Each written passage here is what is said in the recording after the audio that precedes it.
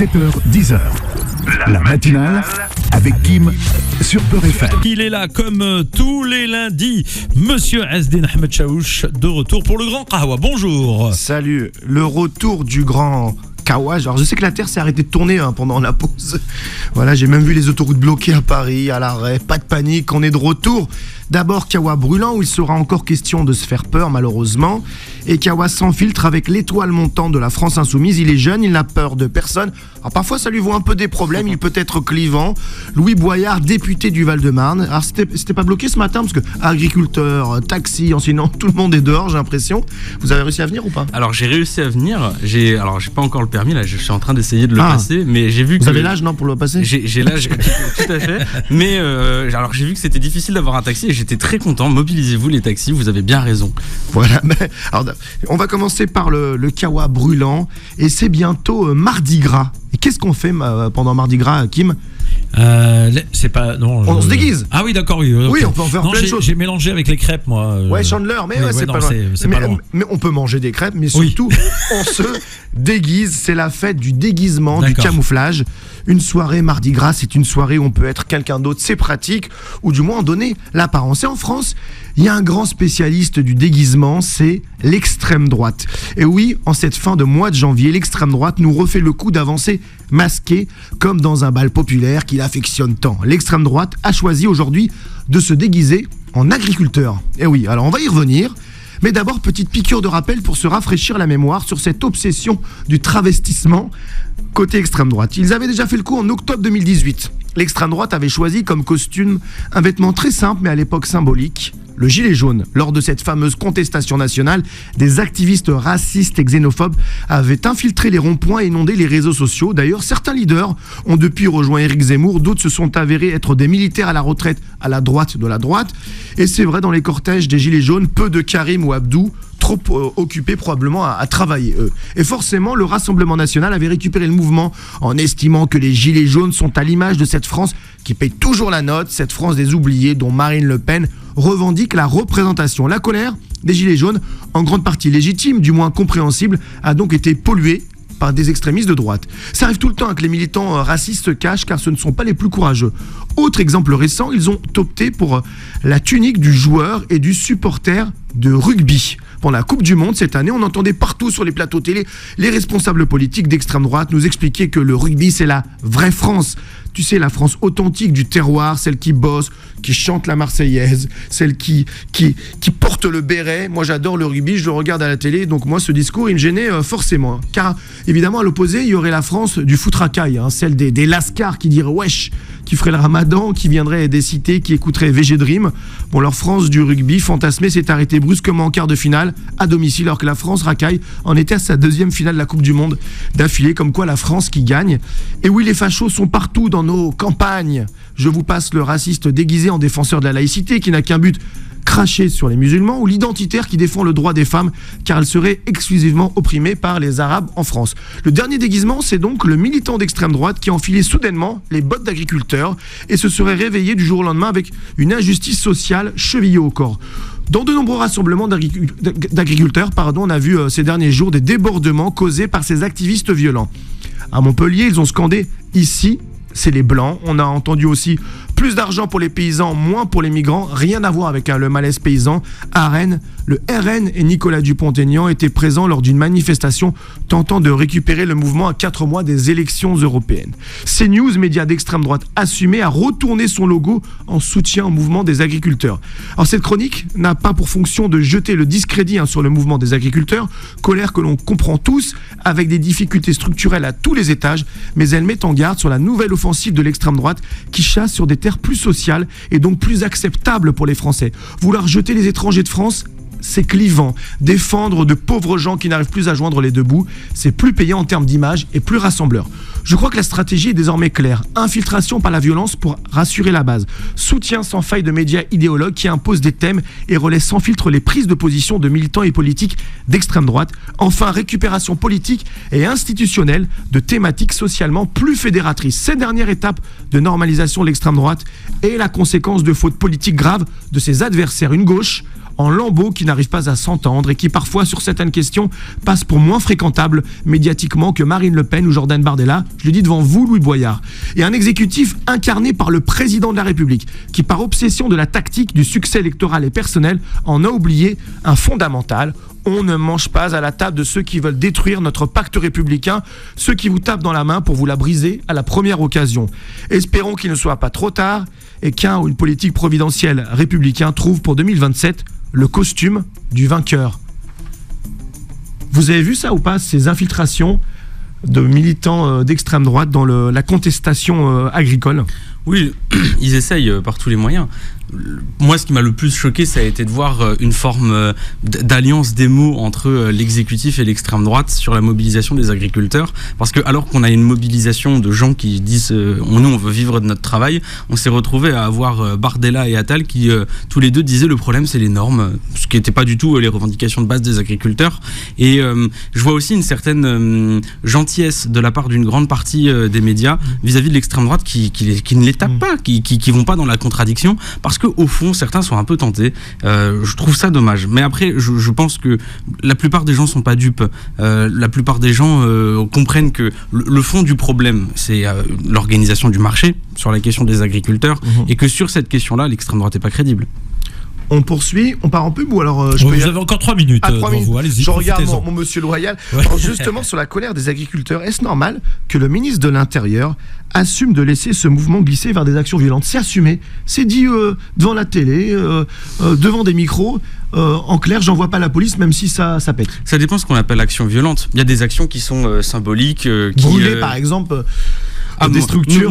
Nous, on n'a jamais été pour s'attaquer aux bâtiments publics. Mais ce que j'observe, c'est que on a quand même des agriculteurs qui ont tout simplement un droit normal de manifester. Les gilets jaunes, ils se sont fait casser la gueule. Pendant la réforme des retraites, ils se sont fait casser la gueule. Les jeunes se font casser la gueule. Mais là, les agriculteurs ont le droit de manifester. Mais le fameux 2 poids 2 mesures qu'on est en train d'écrire, c'est-à-dire que quand on est un jeune de banlieue, si on se retrouve à prendre une paire de chaussures parce que la vitrine elle est cassée, c'est prison ferme. Tout à fait. Et là, quand on détruit, on brûle un bâtiment public, on a le ministre de l'Intérieur qui fait non, j'en vois personne. Là, on ne touche pas aux agriculteurs. Le 2 poids 2 mesures, il est clair. Maintenant, la question, c'est vers quel poids et quelle mesure on veut aller. Est-ce qu'il faut dire les agriculteurs ont une liberté de manifester qui est respectée et il faut le critiquer, ou est-ce qu'on se dit en fait, les quartiers populaires, les ouvriers, les jeunes, les gilets jaunes, ils devraient aussi avoir cette liberté de manifester. Donc j'ai envie de dire aux personnes qui nous écoutent, puisqu'apparemment les agriculteurs ont le totem d'immunité, rejoignez-les. Parce qu'au fond, les agriculteurs, qu'est-ce qu'ils disent ? On veut vivre de notre travail. Que disaient les gilets jaunes ? Ils disaient ça. Que disent les habitants des quartiers populaires ? Il y a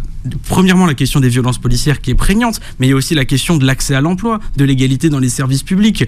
Aujourd'hui, on peut avoir une convergence et de toute façon, les agriculteurs ont la sympathie de tous. Un, parce que tout le monde leur est éternellement reconnaissant, et deuxièmement, parce qu'on comprend qu'ils ont raison sur leurs revendications. Le marché tel qu'il est organisé et qui sacrifie les agriculteurs, au fond, c'est un commun de tous les Français qui eux aussi sont sacrifiés par le marché. Mais c'est pas terrible quand on est élu de gauche de se dire que cette colère sociale, elle est aujourd'hui peut-être plus incarnée par la droite, l'extrême droite même, que par vous. En tout cas, c'est un peu la petite musique qu'il y a aujourd'hui. Ça dépend qui donne cette petite musique. Nous, par exemple, on a une de nos députées qui s'appelle Mathilde Igné, qui a pris la parole à l'Assemblée nationale. Elle est ouvrière agricole. Et on a des dizaines de députés qui, ce week-end, sont partis discuter avec les agriculteurs. Et il y en a beaucoup qui disent, mais vous avez raison, parce que qui c'est le plus opposé au traité de libre-échange qui mettent aujourd'hui les agriculteurs dans la panade ? C'est nous.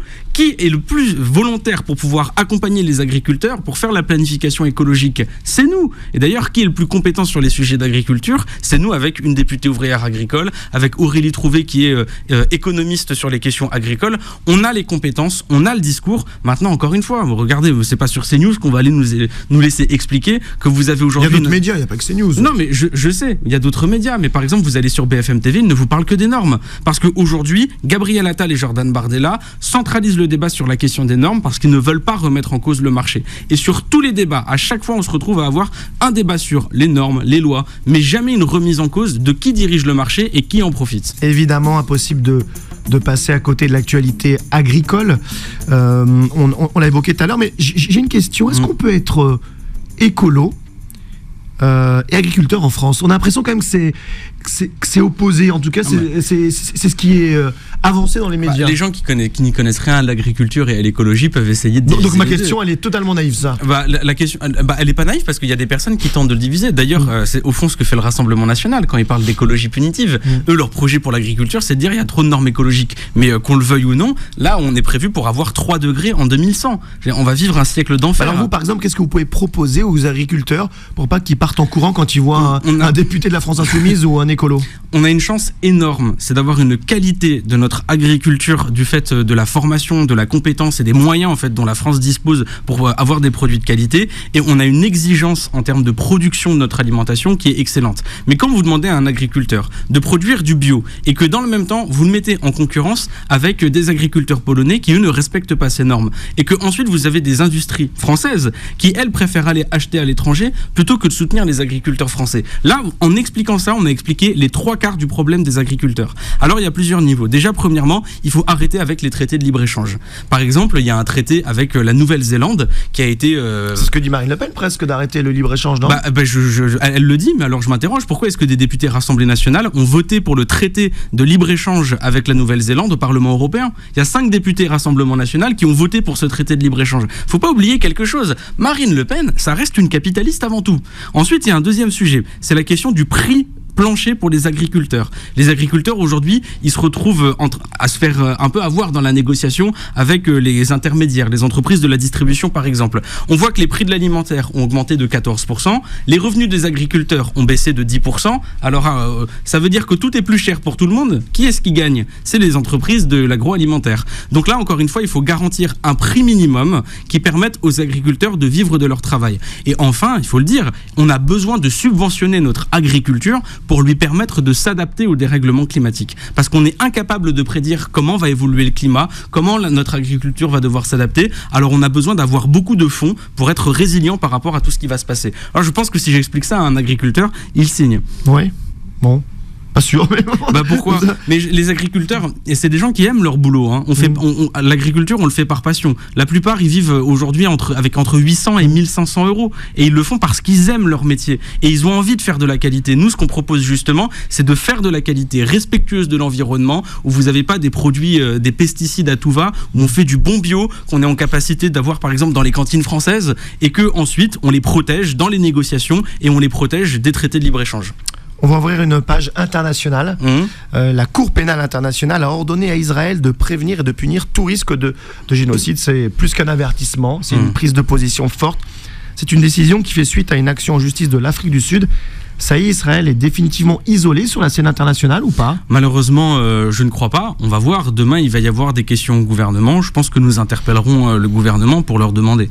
La semaine dernière, on avait interrogé Stéphane Séjourné en lui demandant qu'est-ce qu'il pensait, lui, quelle était la position de la France au sujet de la plainte qui a été déposée par l'Afrique du Sud à la Cour internationale de justice. Il nous a expliqué qu'il y avait une faute morale à accuser Israël de génocide. Aujourd'hui, la Cour internationale de justice, la plus haute instance judiciaire de l'ONU, explique qu'il y a un risque de génocide. Alors je suis curieux de connaître la position de monsieur Séjourné. Mais je pense que le plus important, c'est de dire 1000 merci à l'Afrique du Sud. 1000 merci à l'Afrique du Sud. Il est aberrant qu'on en soit encore à parler de génocide au 21e siècle. Il est aberrant que la position de cessez-le-feu, qui est d'ailleurs partagée par la grande majorité des peuples du monde. Je suis heureux que dans ce pays, il n'y ait pas de majorité pour le Hamas, mais il n'y a pas de majorité en France, ni partout ailleurs dans d'autres pays du monde, pour soutenir ce qu'est en train de faire Netanyahou. Alors on a besoin d'avoir premièrement un cessez-le-feu, deuxièmement de laisser passer les convois humanitaires parce que c'est un drame humanitaire, des famines, des maladies qui se répandent aujourd'hui dans les populations réfugiées de Gaza et surtout le respect du droit international. Les Palestiniens ont le droit à un État. Vous avez vu cette vidéo de ministres du gouvernement Netanyahou qui demandent tout simplement une colonisation de Gaza? Là, ça fait froid dans le dos. D'ailleurs, il chante et il danse. Bien sûr. Vidéo. C'était dans une conférence qui justement parlait de la colonisation de Gaza. Il sera impossible d'avoir la paix et la liberté ne sera pas pleine et entière tant qu'il n'y aura pas la liberté du peuple palestinien. C'était Mandela qui le disait. On a aujourd'hui Israël qui a un objectif soi-disant d'éliminer le Hamas. Les États-Unis le disent eux-mêmes. C'est un objectif qui est absolument intenable. On se demande, est-ce que l'objectif ne serait pas plutôt d'essayer de faire en sorte de faire partir toute la population palestinienne ailleurs et de prendre la bande de Gaza, et ça s'appelle un nettoyage ethnique. Et on a aujourd'hui par ces méthodes, un risque de génocide qui est sous nos yeux. Alors, nous, on va essayer de faire notre possible, d'interpeller le gouvernement, mais là où on a le plus besoin, c'est de la mobilisation des peuples du monde, parce que c'est pas uniquement une question qui est française, c'est une question qui est internationale, et je me réjouis de voir que aux États-Unis, en Afrique du Sud ou en France, les peuples demandent le cessez-le-feu. Alors sur ce sujet brûlant, vous avez des détracteurs, il y en a même qui vous reprochent d'être antisémite, faut dire les mots. Et d'ailleurs, vous avez été la cible d'une vidéo où vous étiez dans le TGV, et là vous avez alors je sais pas si on peut, j'aime pas le mot militant, une personne violente qui vient vous filmer, vous menacer justement sur ce terrain-là. Que s'est-il passé, comment vous avez réagi? Est-ce que vous avez porté plainte? Je pense qu'il y a deux niveaux dans cette question. La première, c'est les accusations d'antisémitisme. Moi, je suis antiraciste et je lutte contre l'antisémitisme parce que l'antisémitisme est un racisme. J'appartiens à une génération qui n'a pas connu la guerre, qui n'a pas de contact avec la guerre. Mes parents, mes grands-parents, eux, ont connu des personnes qui l'ont vécu, qui ont pu la raconter. Moi, je ne la connais qu'à travers les livres d'histoire. Et je me réjouis que à l'école, on nous apprenne ce qu'est le devoir de mémoire, on nous apprenne que l'humanité est capable du pire et que encore aujourd'hui, nous avons un devoir de se souvenir et de faire attention. Les Juifs ont été persécutés pendant des millénaires. Ils ont été expulsés une dizaine de fois du pays et la lutte contre l'antisémitisme est pour moi un point cardinal de la gauche. Alors pourquoi vous avez cette personne qui est venue vous filmer, vous insulter en vous qualifiant d'antisémite? Parce que vous avez aujourd'hui des personnes qui, par opportunisme, essaient de faire croire que dès lors qu'on s'oppose à la politique d'Israël, alors ça veut dire qu'on s'oppose aux Juifs. Mais les Juifs ne sont pas engagés par la politique d'Israël. Ça n'a absolument rien à voir. Et il y a d'ailleurs une rhétorique antisémite à dire que les Juifs seraient engagés par le gouvernement d'extrême droite de Netanyahou. Ensuite, sur la vidéo qu'il y a eu, ce n'est pas le pire qui m'est arrivé. J'ai eu une de mes conférences qui a été attaquée par 30 personnes armées et cagoulées. Ça n'a pas fait réagir. J'ai dû déménager. Ma famille a été menacée. Oui. Nous, députés insoumis, nous sommes des dizaines à vivre sur menace de mort en permanence. Alors, je veux être très clair en expliquant ça, au cas où on aurait des détracteurs qui nous écouteraient. Les menaces n'atteindront pas notre détermination. On est des insoumis, on n'abandonnera jamais. Vous pouvez faire ce que vous voulez contre nous, on n'abandonnera jamais. Je n'ai pas peur pour moi. Par contre, j'ai peur pour ma famille. Et je demande à ce que quelque chose soit fait de la part du gouvernement. Mais vous voyez, quand il y a une vidéo où quelqu'un m'insulte, personne ne réagit. Et quand c'est Éric Zemmour, alors là, ils réagissent tous. Et c'est ce deux poids, deux mesures qui est insupportable. Vous avez demandé une protection policière, vous avez porté plainte, là, vous en êtes où j'ai été bon élève, j'ai déposé toutes les plaintes qu'il faut. Sur la question de la protection policière, c'est un sale coup qui a été fait par Gérald Darmanin. Dans un moment où mon logement, l'adresse 8, je suis suivi et menacé, Gérald Darmanin ne me demande absolument rien, annonce dans la presse que je serai sous protection policière. Je ne lui ai jamais demandé de protection policière, il ne m'a jamais contacté pour m'en parler et je ne l'ai jamais eu. C'est un coup de com' de la part du ministre? C'est un coup de communication de la part du ministre pour que, quand ensuite, nous, on vient expliquer qu'il y a un contrôle au faciès, l'IGPN ne sert à rien et qu'il y a des jeunes qui se font tuer dans les quartiers populaires, il nous dit mais attendez, vous êtes sous protection policière, vous demandez à être protégé par la police et ensuite vous critiquez la police. Alors là, premièrement, on peut faire les deux, et deuxièmement, moi je n'ai pas de protection policière. La loi immigration, gros sujet, on en parle souvent ici, on en a beaucoup parlé. Alors il y a le Conseil constitutionnel qui a censuré des dispositifs importants, on va dire sous demande, je sais pas, du président de la République. C'est un peu une situation inédite. Est-ce que c'est une bonne nouvelle déjà que des dispositifs anti-immigrés, faut le dire, aient été censurés? C'est une bonne nouvelle. On est dans une situation qui est paradoxale. Je ne suis pas d'accord avec la constitution de la 5e République. J'aimerais une 6e République. Dans le même temps, on a aujourd'hui des personnes qui se disent héritiers du général de Gaulle, qui est celui qui a fait notre constitution, qui disent qu'il faut modifier la constitution. On marche complètement sur la tête. Je suis heureux de voir que le Conseil constitutionnel rappelle que la France est un pays de liberté, d'égalité et de fraternité, et que des dispositions qui visent par exemple à retirer des aides au logement à des familles au prétexte qu'elles seraient étrangères, faut rappeler qu'il y a aussi des enfants qui payent ça. Je suis heureux que le Conseil préférence nationale en matière de prestations sociales, faut le dire. Voilà, oui, faut le dire, et qui est préférence nationale qui est la base du programme de Jean-Marie Le Pen. Oui, non pas de Marine Le Pen, de Jean-Marie Le Pen et le dur de dur. Hein. Voilà, donc voilà pour ce qui est du Conseil constitutionnel. Après, il y a quand même des choses dégueulasses qui sont passées. Sortir de la protection à l'enfance des immigrés qui ont entre 18 et 21 ans. Enfin, à ce moment-là, on est encore un enfant. Donc cette loi reste dégueulasse. Mais moi, ce qui m'inquiète le plus, c'est premièrement, d'avoir un président de la République et une première ministre qui assument de faire passer des lois contraires à la Constitution. Ce n'est jamais vu. C'est du jamais vu. Deuxièmement, je m'inquiète de voir que le gouvernement est prêt à faire passer des textes sur la base du programme du Rassemblement national avec les voix du Rassemblement national. Troisièmement, j'en ai ras-le-bol qu'on nous parle toujours d'immigration sur 3 présupposés. Si jamais aujourd'hui les Français vivent une situation de pénurie, ce serait à cause des étrangers. Les étrangers seraient responsables de la délinquance. On a un problème avec beaucoup trop d'immigrés, ce n'est pas vrai. Il n'y a pas une crise migratoire, il y a une crise de l'accueil. En 40 ans, on a fait passer 30 lois sur l'immigration, dans la même veine que celle qui est passée il y a quelques semaines. Et à chaque fois, ça n'a rien changé à la vie des Français. Le dérèglement climatique va nous obliger à organiser l'accueil. Si jamais on ne regarde pas les choses en face, c'est un drame humanitaire pour les personnes que nous devons protéger et pour notre pays qui est à venir. Pour finir, j'aimerais avoir des nouvelles de Jean-Luc Mélenchon. Enfin, il est passé sur BFM, je crois, hier. Mais est-ce que vous savez s'il est chaud pour une nouvelle présidentielle? Et sinon, vous, quel est votre poulain? C'est qui? On parle de Ruffin chez Insoumis, qui serait un peu le plus fédérateur, le plus populaire, le plus sérieux, parce qu'il y a de gros clivages chez vous en ce moment. Aujourd'hui, déjà, je trouve que c'est sain d'avoir des débats à gauche. Et ensuite, moi, c'est plus un pugilat parfois chez vous. C'est normal. C'est normal d'avoir des débats qui sont agités. Ouais. On parle de la vie de 70 millions de personnes. Et puis, on a aussi François Hollande qui a détruit 150 ans de socialisme et on est en train de tout reconstruire aujourd'hui. Maintenant, moi, ce qui m'intéresse le plus... C'est qui votre favori chez vous? Moi, honnêtement, j'ai pas vraiment de favori. Le favori, c'est celui qui me permettra de gagner. Mais la langue de bois, il était franc depuis tout à l'heure. Sincèrement, parce qu'aujourd'hui on a une difficulté, c'est que regardez, pour les élections européennes, la gauche n'est pas rassemblée. Ça paraît quand même être très très grave. On s'inquiète de voir la montée de l'extrême droite et aujourd'hui la gauche serait divisée. Alors nous on a appelé plein de fois à l'union. François Ruffin, c'est un peu celui qui mettrait tout le monde d'accord? Si jamais ça met tout le monde d'accord et qu'on est capable d'être sur la base du programme de la NUPES qu'on a eu en 2022, banco, allons-y. Allez-y, parce que maintenant on peut être Premier ministre à 34 ans, donc il faut y aller. Non, pour moi la base c'est le programme et c'est la stratégie sur laquelle on est élu. Si jamais on ne part pas du principe qu'il faut être en rupture avec le système économique, avec aussi le système politique, si jamais on ne part pas du principe que oui, il faut former une forme d'union populaire, si jamais on part pas de ce principe-là, c'est pas possible de se rassembler. Mais on a été capable de le faire pour les législatives. Pourquoi est-ce qu'on serait pas capable de le faire pour les européennes? Que les personnes qui m'écoutent entendent bien. Si jamais la NUPES se rassemble aux élections européennes, nous battons l'extrême droite. Aujourd'hui, la gauche, nous sommes la première force de ce pays. Et à 2 conditions, il faut juste qu'on soit sur la base du programme de la NUPES et deuxièmement qu'on soit rassemblés. C'est ça qui m'intéresse. Bien, merci Louis Boyard, décidément. Merci Lou Boyard, comme quoi on peut bien vous recevoir chez BFM. Mais bien sûr, mais c'est bien sûr. Petite allusion, voilà. Petite référence pour les auditeurs les plus assidus. 7h, 10h. La matinale avec Kim sur Peur FM.